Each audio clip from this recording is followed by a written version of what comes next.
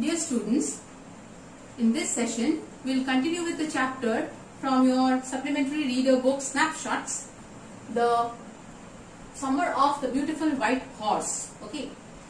In the previous class we had stopped where Aram questions Murad where from had he managed to get that horse, and Murad says, I'm not bothered about your question. If you want a ride, then you must come and join me. Let us see what does the story say after this. Now, it was true then, he had stolen the horse. That was no question about it. There was no question about it. He had come to invite me to ride or not as I chose. So up to this we had completed the previous day. Well, it seemed to me stealing a horse for a ride was not the same thing as stealing something else, such as money. For all I knew, maybe it wasn't stealing at all. If you were crazy about horses, the way my cousin Murad and I were, it wasn't stealing. It wouldn't become stealing until we offered to sell the horse, which of course I knew we would never do.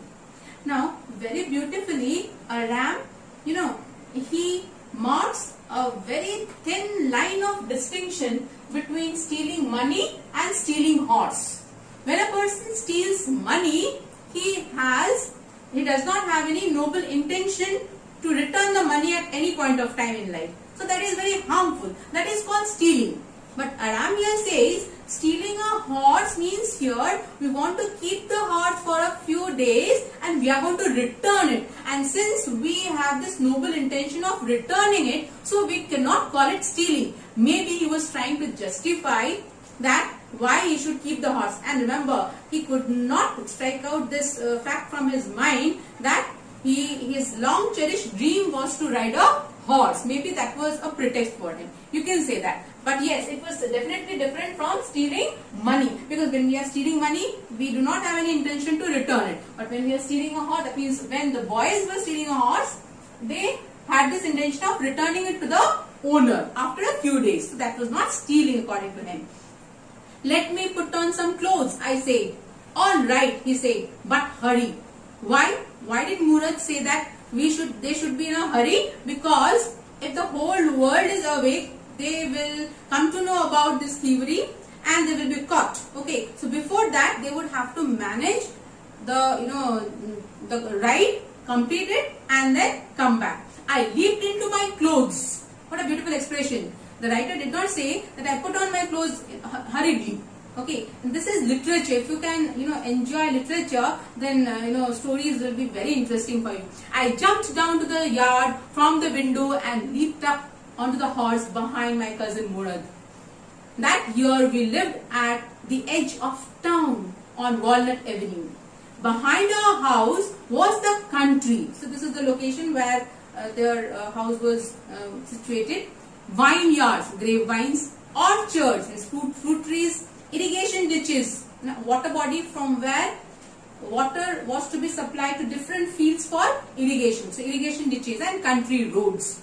In less than 3 minutes we were on Olive Avenue and then the horse began to trot. It was a thrilling experience. Think yourself in the shoes of Aram or Murad.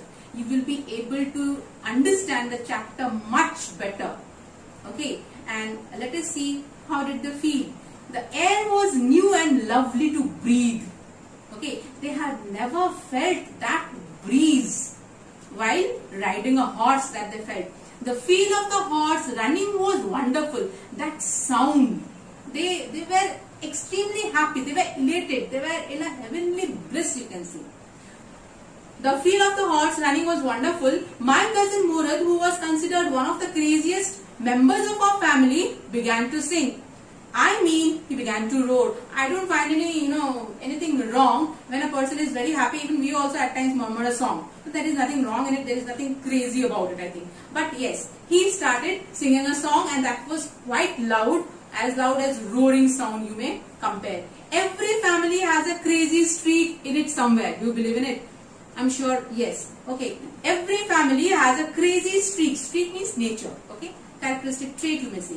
In it somewhere, and my cousin Murad was considered the natural descendant of the crazy streak in our tribe. That means someone else was there in their tribe previously who had a crazy streak. We are going to know about this character now, and which is also very interesting. Before him was our uncle Khusro. Okay, an enormous man with a powerful head of black hair and the largest mustache in the San Joaquin Valley. That was the name of the valley. Okay, it is given here, one of the long interior valleys of California. So he was very powerful, and his physical description is here. If the question comes, you have to write it. A man so furious in temper, so irritable, so impatient that he stopped anyone from talking by roaring. It is no harm, pay no attention to it. So what are the characteristic traits that were very unusual in him, in Uncle Khusro? I've just jotted it down. He was furious in temper, he was irritable, he was very impatient. No other member in their family, they had this kind of character. So he was different. He also had a crazy streak in his character. That you can see. A man so furious in temper, so irritable, so impatient that he stopped anyone from talking by roaring. That means he did not allow anybody to talk. Okay, he was never a listener. And what did he say? What was his patent sentence? It is no harm, pay no attention to it. We will just come to know how does the writer relate this particular sentence in a particular incident. So that was all. No matter what anybody happened to be talking about. Once it was his own son, Arak. Arak is the name of Khusro's son. Right. Running 8 blocks to the barber's shop when his father was having a mustache trimmed to him to tell him their house was on fire. That means the little boy, he had to cover a long distance. He came running to inform his father that the house was on fire. Understood? And what was the response? Let us see. The man Khusro sat up in the chair and roared, "It is no harm, pay no attention to it." Understood? The house was on fire. The boy had informed him, and he was, replying in this way. "It is no harm, pay no attention to it." The barber was concerned. The barber said, "But the boy says your house is on fire." So Khusro wrote, "Enough, it is no harm, I say." My cousin Murad was considered the natural descendant of this man, although Murad's father was Zorab, who was practical and nothing else. Now pay attention here. Zorab was Murad's father, and he was very practical and rational. Next line is important. A man could be the father of his son's flesh, but that did not mean that he was also the father of his spirit. Understood? What does it mean? It means Zorab, who was Murad's father, he was his father in terms of flesh and blood, but he did not exercise any control on his son's spirit, on his son's soul. Why?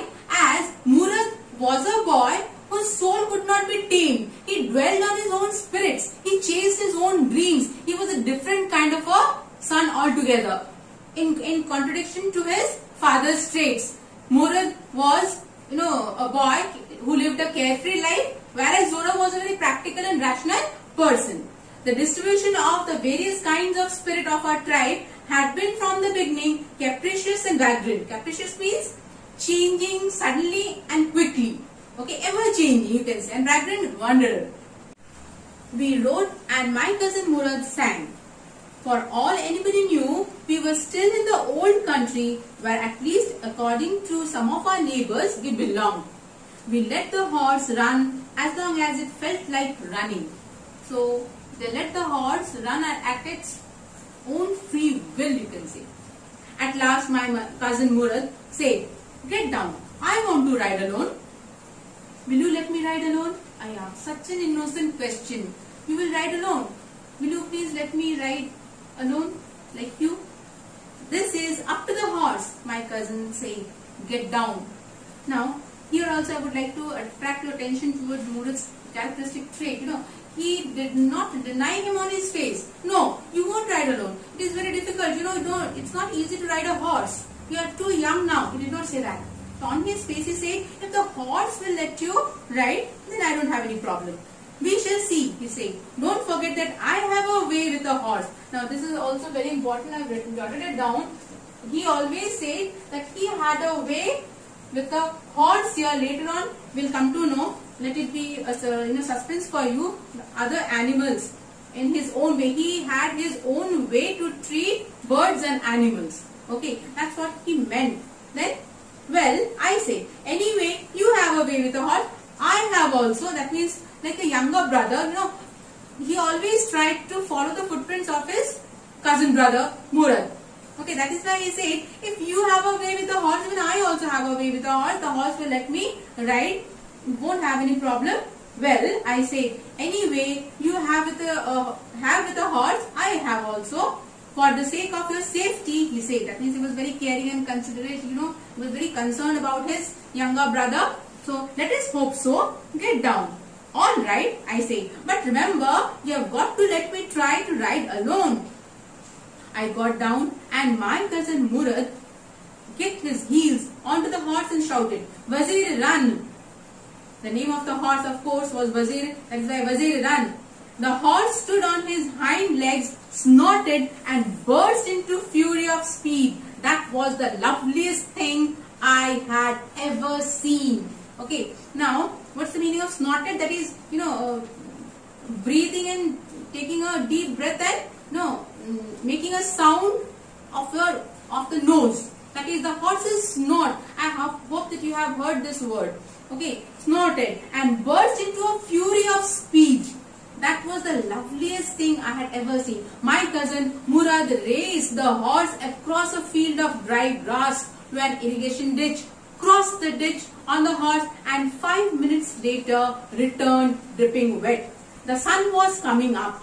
Now it's my turn to ride, I say. My cousin Murad got off the horse without any question. So he was kind. He, respected the feelings of his little brother. Okay, ride, he said. I leaped to the back of the horse and for a moment knew the most awful fear unimaginable. I'll give you an example. Suppose you are being supported by your father to learn how to ride a bicycle. And suddenly one day your father says that you can ride on your own. Okay, for many days you have been practicing and today you will ride on your own. I have left you. Carry on. How would you feel? Some kind of fear that is unimaginable. So that fear gripped him. The horse did not move. Kick into his muscles, my cousin Murad said. What are you waiting for? We have got to take him back before everybody in the world is up and about. Okay, so you can relate it earlier also. It was daybreak at the time when he knocked at the window. He tapped at the window. Now he says that everybody will be awake and we need to be in a hurry. Now I kicked into the muscles of the horse. Once again it reared and snorted.